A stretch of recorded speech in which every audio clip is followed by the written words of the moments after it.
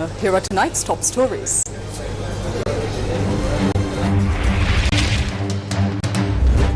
Seven-day detention order for monk in Thailand drug trafficking case. Tests reveal narcotics in bloodstream. Questions raised over payment system provider after alleged Treasury cyber theft. What happened to Sara?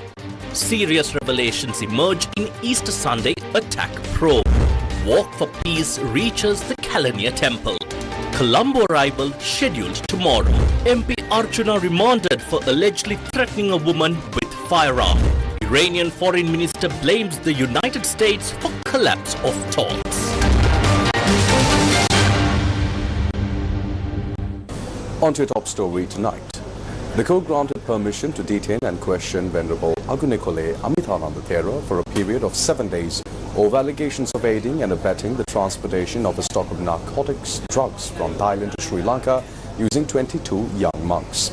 The order was issued when the suspect monk was produced before Additional Magistrate Subani Abesekara at the Negombo Magistrates Court. Earlier, the Police Narcotics Bureau arrested 22 monks at the Bandaranaike International Airport, Katunayake, after seizing a stock of narcotic drugs weighing over 110 kilograms. The drugs, identified as kush and hash, has been meticulously concealed inside travel luggage and brought into the country from Thailand.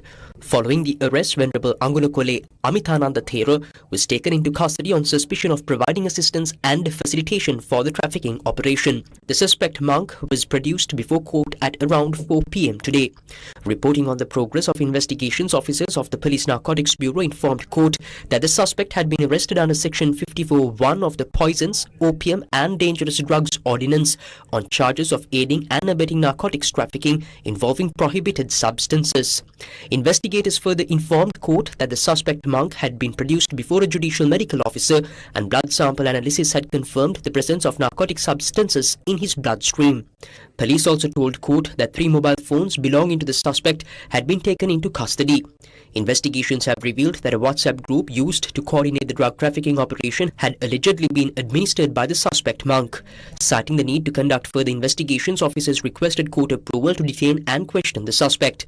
Appearing on behalf of the suspect monk, counsel informed court that no bail application would be made at this stage, adding that an application for bail would be considered on a future date. Thereafter, the additional magistrate questioned the suspect monk as to whether he had anything to say. In response, the suspect stated that this happened due to ignorance. After considering the submissions, the additional magistrate granted permission for the suspect monk to be detained and questioned. The court also directed investigating officers to submit a detailed forensic analysis report of the seized mobile phones at a future date.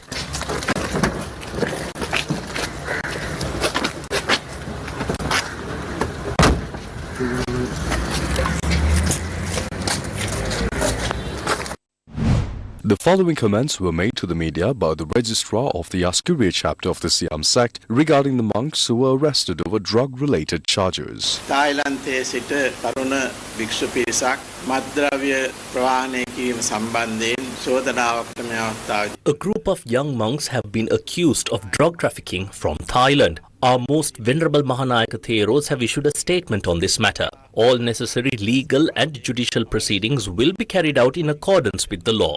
As we observe, the drug menace has spread across society today and has affected all sectors, including schools, universities, the political sphere, and people from various walks of life. Therefore, we are aware that monks, as part of society, can also become victims of this situation. From what we understand, it appears that these young monks may have been involved in an organized operation. We emphasize that legal action will be taken regarding their activities and the necessary steps will be taken to ensure that such incidents do not occur again. මෙවැනි කටයුතු නැවත සිද්ධ නොවන ආකාරයට භික්ෂුන් වහන්සේලාටත් ඒ අවශ්‍ය ඒ අවධානය යොමු කරන හැටියට අපි විශේෂයෙන් සිහිපත් කරමු.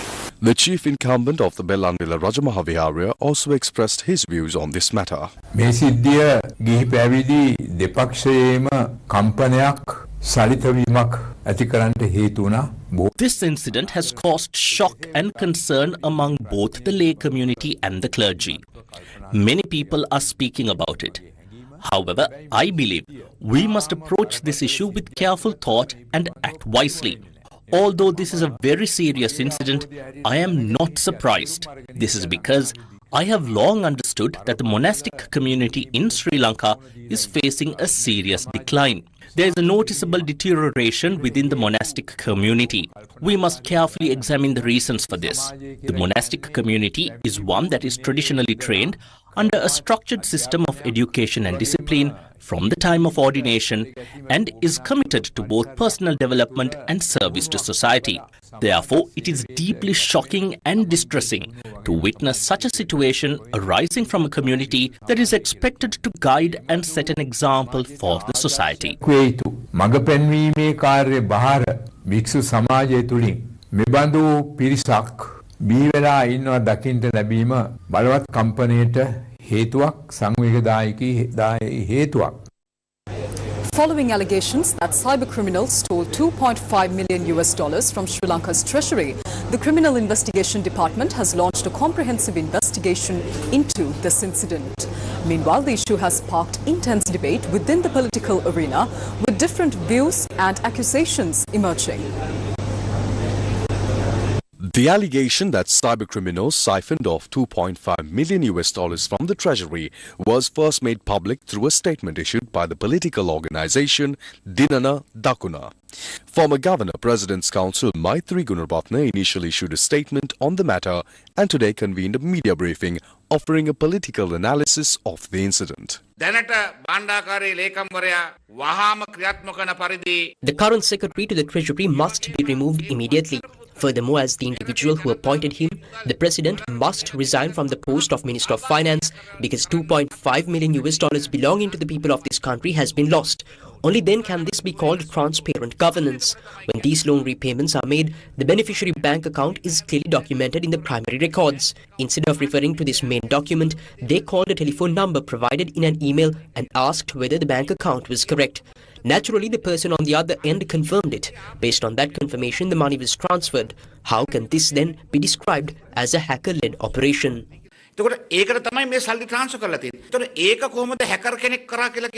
Following his explanation, journalists posed several questions to President's Counsel Maitri Gunaratne. They repeatedly questioned who had provided the service infrastructure used by the Treasury or the Ministry of Finance to facilitate these payments.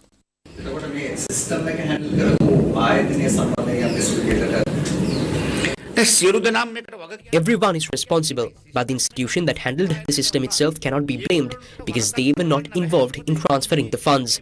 The responsibility lies entirely with the Treasury. It is the Treasury officials who must be held accountable.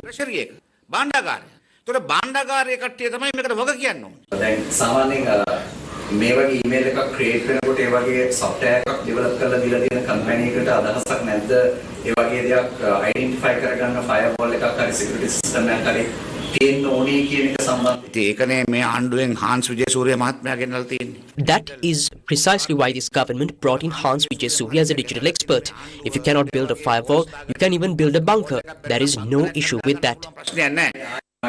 Specify Sri Lanka cricket එකත් ඔය වගේම ඇමරිකානු dollar මිලියන 5.5 මුදලක් විදේශ ස්කීමකට යවන්න උත්සාහ කරනවා. යවලා තිබුණ ඇමරිකානු ඩොලර් 1,80,84යි 775.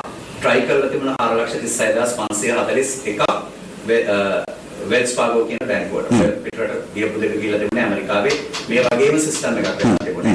BBVA Compass Dynamics කියන. ඊට අමතරව දැන් මේ කියන ස්පෙસિෆයි එකට අදාළවම වගේ තමයි NMR incident එක. ඒකත් service provider ගේ ළමේ බීවාර්තාවේ තිබිච්ච විදියට උසාවියේ එතන තමයි එකමාරක් සිස්ටම් එක ඇතුලේ ආයාගේ මොබයිල් එකෙන් මේ සිස්ටම් එක හැන්ඩල් කරනවා. මේක දෙයක් නෑ. එතකොට මම අහන්නේ මට නිකන් මම අහුවේ මේ සීක්වෙන්ස් එක ඇතුලේ යම්කිසි කම්පැනියක් හිටියද එහෙම නැත්නම් මේ transition period එක ඇතුලේ හිටපු කම්පැනිය අලුත් කම්පැනියකට බිඩ් එක යනවද නෑ මේකයි ඔබතුමාගේ වැදගත් ඉතාමත්ම වැදගත් ප්‍රශ්නය. That is a very important question, but unlike Sri Lanka cricket, there is not even a B report in this case. Even if we assume this was not a major theft but rather an oversight, shouldn't that oversight be properly investigated? නෙමෙයි කියමුකෝ. මේක මොකක් හරි අතපසුවීමක් කියමුකෝ. එතන මේක අතපසුවීමක් වුණත් මේක හොයලා බලන්න ඕනේ නැද්ද? Several fundamental issues are now emerging in relation to claims that $2.5 million was stolen from the Treasury through a cyber operation. Calls to make the central bank independent intensified following Sri Lanka's IMF loan program, leading to new legislation. The amended Central Bank Act was later approved by Parliament in a context where central bank independence was presented as a key IMF requirement. The questioned transactions took place during a transitional period where responsibility for foreign debt repayments previously under the central bank was transferred to the Ministry of Finance or the Treasury. Everyone knows these transactions are not conducted using physical cash. They are carried out through online systems. Globally recognized payment and settlement mechanisms exist for this purpose. To obtain such systems, the Ministry of Finance calls for tenders, selects a technically qualified company and pays for the service. That process also occurred here. Which company was it? Who is behind it? That will be discussed later. But while fraudulent emails were allegedly used to steal money from the Treasury, what action did the company responsible for providing the payment system take? Was the system designed without even minimum security provisions capable of detecting such fraud? Or was this transaction allowed due to political interests? Is there a reason organizations that fully understand the scope of this transaction remain silent? For public attention.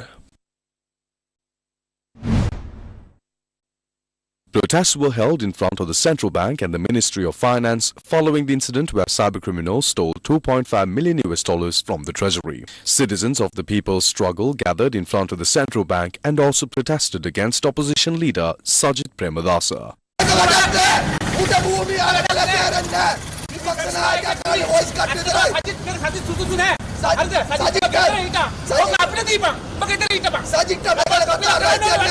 The group then joined the protest organized by the Sarva Janabalaya in front of the Ministry of Finance. A group from the Podujana Peramuna also organized a protest not far from where the Sarva Janabalaya protest was held.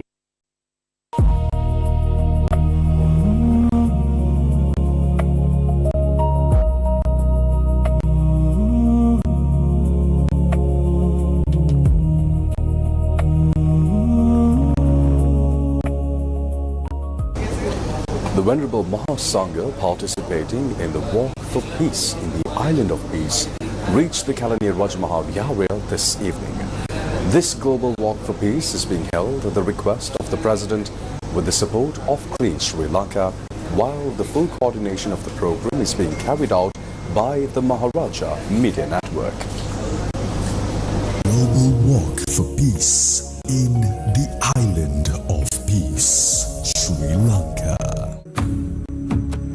Led by the Venerable Panyakara Thero of Vietnam, along with the Mahasangha, the walk commenced this morning from the Yakala Abhisekara Rama Temple.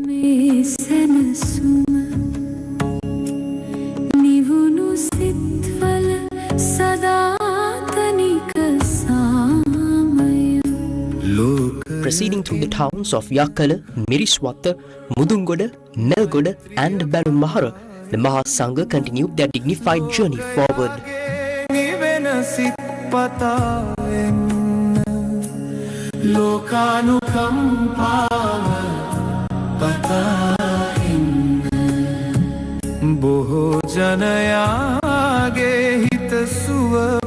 Thousands of devotees gathered along both sides of the route to respectfully bow and pay homage to the Mahasangha engaged in the walk for peace in the Island of Peace.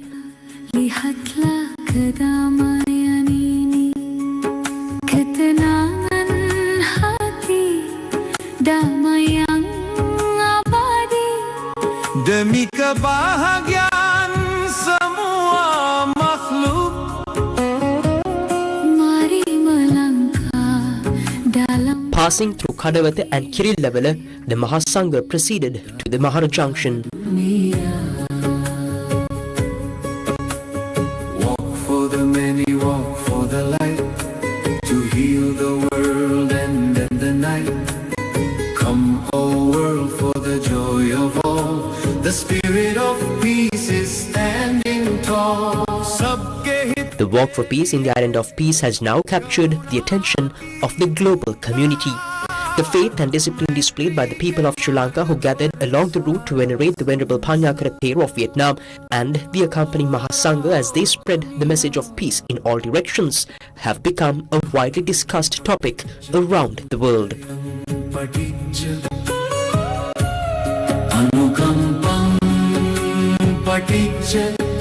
As the Mahasangha continues the walk for peace, the reverent and dignified conduct shown by the people of Sri Lanka, the Island of Peace, has drawn worldwide attention in this manner.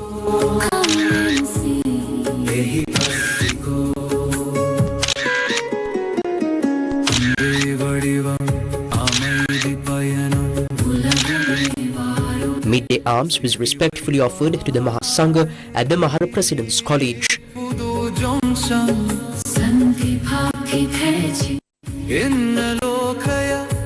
Thereafter, the walk for peace in the Island of Peace resumed as people who had gathered along both sides of the road remained awaiting a glimpse of the Venerable Panyakara Thero of Vietnam and the accompanying Mahasangha.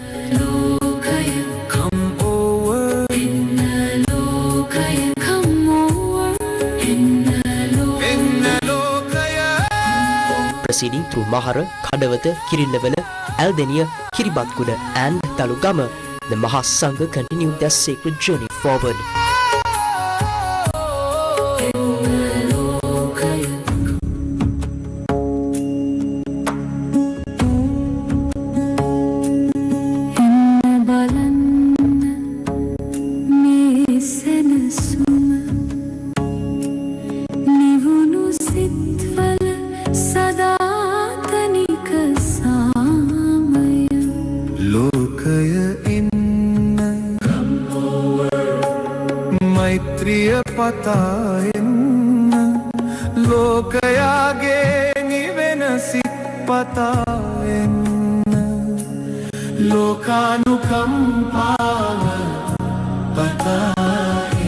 Covering a distance of 31 kilometers, the Mahasangha journeyed from Yakkala to the Kalaniya Raja Mahavihara and arrived there this evening.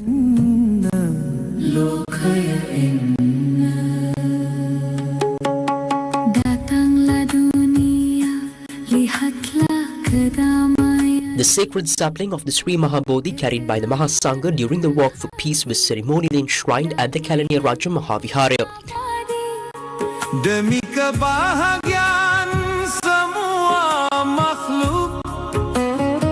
Thereafter, the Mahasangha, led by Venerable Panyakara Thero of Vietnam, were blessed with the chanting of Pirit by the Mahasangha, headed by the chief incumbent of the Kalaniya Raja Mahavihara, Senior Professor Venerable Kollupitiya Mahinda Sangarkita Thera. Walk for the many, walk for the light, to heal the world and then the night. Come home. Following several special programs scheduled to be held tomorrow morning, the Venerable Panyakara Thero of Vietnam and the accompanying Mahasangha are scheduled to depart from the Kalaniya Raja Mahavihara and arrive at the Independence Square by 4 p.m. On that occasion, a sapling of the Jai Shri Mahabodhi will be ceremonially handed over to the Mahasangha by President Anurukumara Disanayaka. Global Walk for Peace in the Island of Peace, Sri Lanka.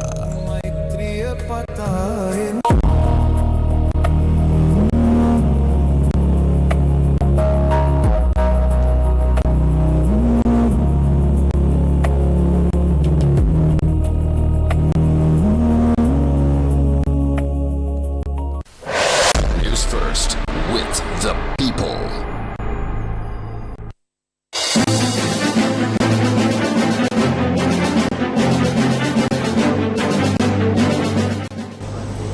Russian President Vladimir Putin has said that Russia is ready to do anything that serves Iran's interests in the context of the conflict in the Middle East.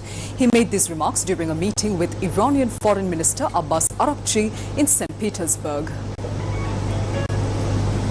Russian President Vladimir Putin met with Iranian Foreign Minister Abbas Araghchi in St. Petersburg. Iranian Foreign Minister Abbas Araghchi thanked Russia for its support of Tehran and praised the state of relations between the two countries, noting that bilateral ties would continue to strengthen. He also stated that Iran would continue its confrontation with the United States. Putin stated that he had received a message from Iran's Supreme Leader Mojtaba Khamenei in which best wishes were conveyed for the health and prosperity of the head of the Islamic Republic. Speaking to the media earlier, Abbas Araghchi stated that the talks with Russia are key to coordinating on war developments. Well, as you can see, we have always had close projects with Russia and extensive consultations regarding all regional matters and beyond. And of course, in bilateral relations, we have always had many issues to discuss. Well, for some time, because of the imposed war of Ramadan, there had been a gap in our meetings, and I tried to use this opportunity to make use of it. And following the trips I had to Pakistan and Oman, the trip to Russia was also arranged. It is a suitable opportunity for us to have consultations with our Russian friends regarding the developments that have taken place during this period in connection with the war, and what the situation is now, and to review the latest status together and carry out the necessary coordination. My trip to Pakistan and Oman was a bilateral trip. With Pakistan, well, Pakistan had a very important mediating role in the negotiations during this time. The negotiations after the previous round with the American side, because of the progress that had been made, but due to the excessive demands they made and the wrong positions they adopted, it did not reach a conclusion. It was necessary for us to have consultations with our friends in Pakistan to review the latest situation. It was a very good trip. We reviewed what had happened and in what conditions negotiations could continue. In these circumstances, where the Islamic Republic of Iran has strong capability, we must definitely use the 40 days of heroic resistance so that we can make use of our strength and the people and secure the country's interests. And good observations have been made.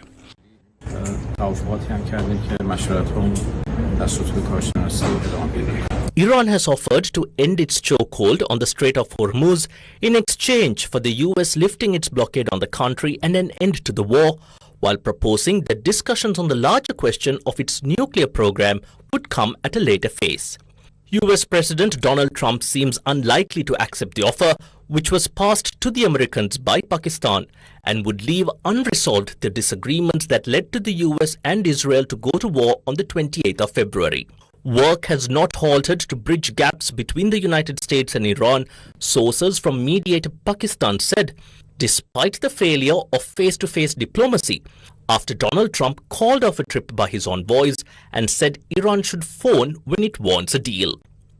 Iranian sources disclosed Tehran's latest proposal, which would first seek to end the war and resolve the standoff over Gulf shipping, while pushing wider talks about Iran's nuclear program until later. That suggestion is unlikely to satisfy Washington, which says nuclear issues must be resolved from the outset. Hopes of reviving peace efforts have receded since the US president scrapped a visit on Saturday by his envoys Steve Witkoff and Jared Kushner to Islamabad, the Pakistani capital, where Iranian Foreign Minister Abbas Araghchi shuttled in and out twice over the weekend. US President Donald Trump said Iran could telephone if it wants to negotiate an end to their 2-month war, and stressed it can never have a nuclear weapon, after Tehran said the US should remove obstacles to a deal, including its blockade of Iranian ports.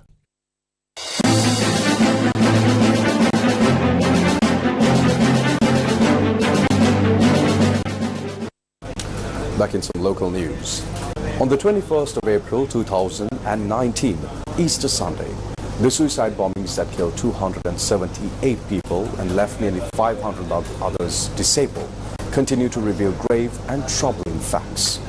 Serious questions have now emerged regarding attempts to conceal the true circumstances surrounding Pulastini, also known as Sour Jasmine, a member of the group that carried out the Easter Sunday attacks. These revelations are based strictly on information reported to court as part of the extensive investigations currently being conducted by the Criminal Investigation Department.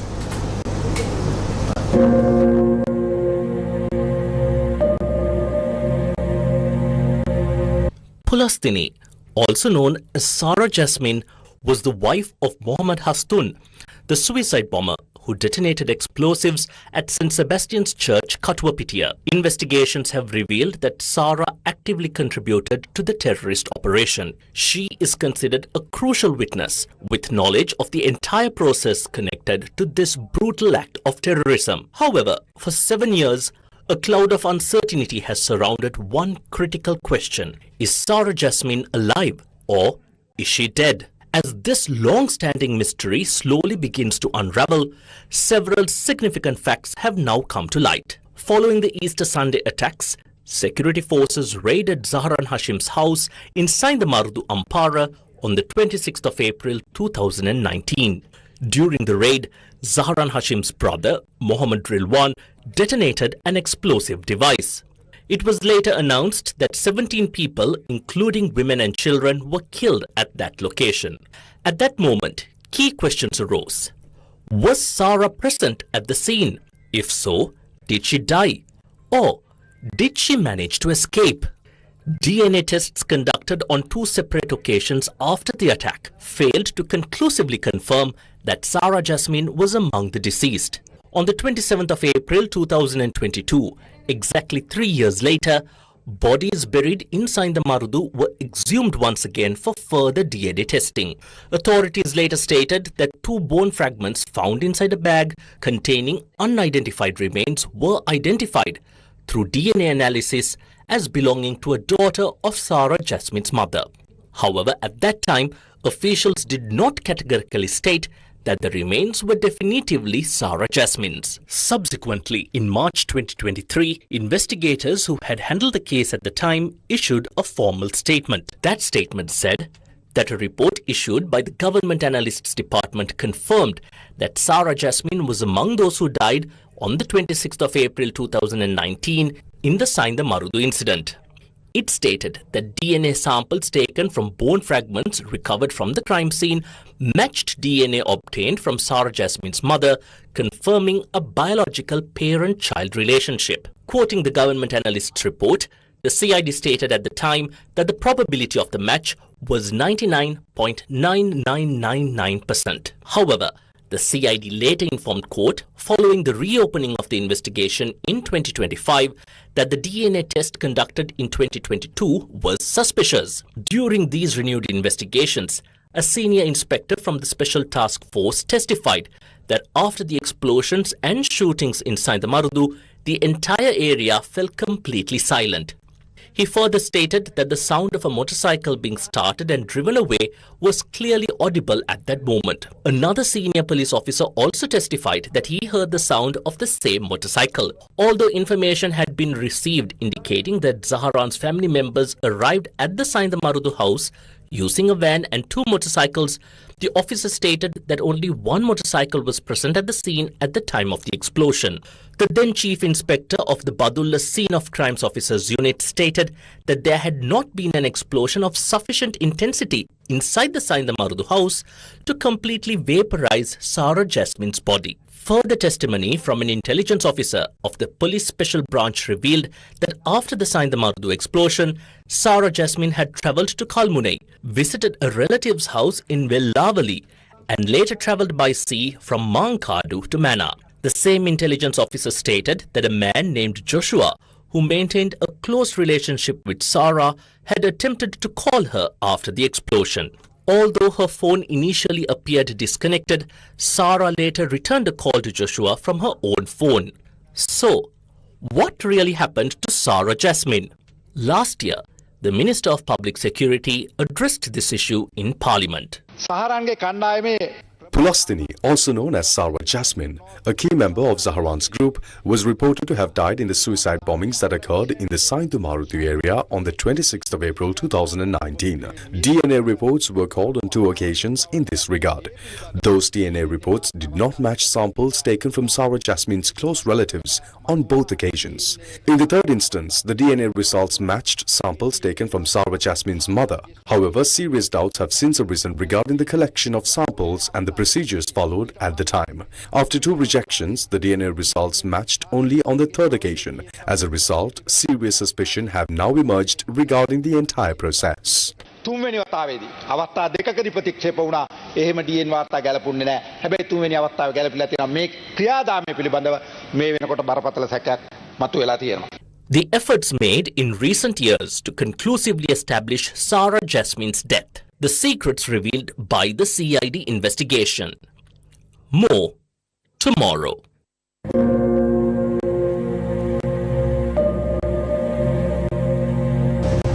Member of Parliament Ramanathan Archana has been remanded until the 29th by the Mallakam Magistrates Court. Member of Parliament Ramanathan Archana was arrested by officers of the Ilavale police in Jaffna following an investigation into an alleged incident involving criminal intimidation. Acting police spokesperson, Police Superintendent Minurasena Ratna stated that the MP was arrested under the Firearms Ordinance on charges of criminal intimidation and verbal threats. Police said the arrest was made this morning when Ramanathan Archana arrived at the Ilavale police station to provide a statement regarding an incident in which a woman was allegedly threatened by pointing a firearm at her. A video circulating on social media shows the parliamentarian allegedly threatening a woman with a firearm during a dispute related to a land issue. Based on a complaint lodged by the woman at the Ilavale police station, investigations were initiated, leading to the arrest of the parliamentarian.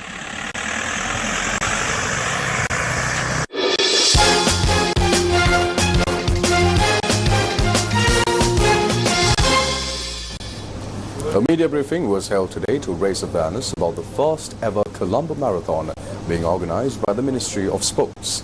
The event took place at the Duncan White Auditorium of the Ministry of Sports. A media briefing on the first ever Colombo Marathon, which is being organised by the Ministry of Sports, was held today at the Duncan White Auditorium. The briefing was attended by Minister of Youth Affairs and Sports, Sunil Kumar Gamage, Secretary to the Ministry, Aruna Bandara, Director General of Sports, S. Achudan, and President of Sri Lanka Athletics, Bimal Vijayasinghe, along with several other officials. The Colombo Marathon is being jointly organised by the Ministry of Youth Affairs and Sports and Sri Lanka Athletics. අපි මේ Colombo marathon තරඟය We are planning to hold the Colombo Marathon 2026 on Sunday the 13th of September in Colombo. As you know, marathon events typically include several categories.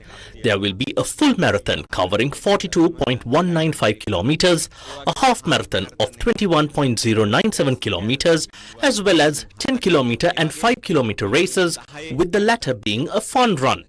In addition, a kids mini run will be organized featuring distances between 1 and 2 kilometers. We intend to conduct the event across these multiple formats with a particular focus on hosting it as a full marathon. Full marathon එකක් විදියට කරන්න තමයි අපි බලාපොරොත්තු වෙන්නේ. And with that, we wrap up Prime Time News for tonight. Thank you for joining us. Good night.